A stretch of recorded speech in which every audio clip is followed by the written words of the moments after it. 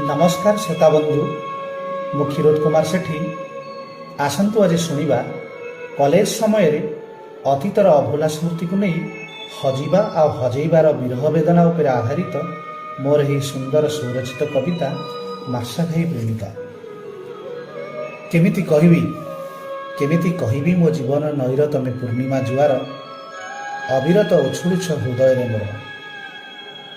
तम उछुला ढेउरे दिने जाइछि मु बुड़ी भट्टा होई भासी जाइथिबा तमे सेई अफेरा लहड़ी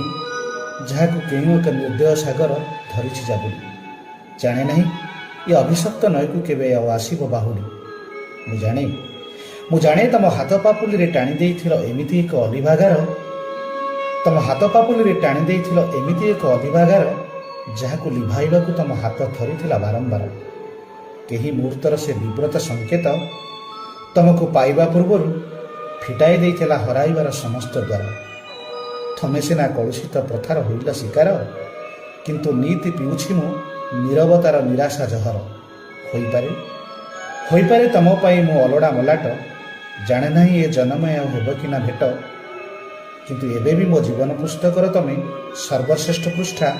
जहाकु चिरी फिंगिबा तो दूरर कथा लेउटाइबाकु केबे करिनि धृष्टता जगमोहनर तमे जम्बुदी पराणी प्रथम देखारे मन नेइथिल कि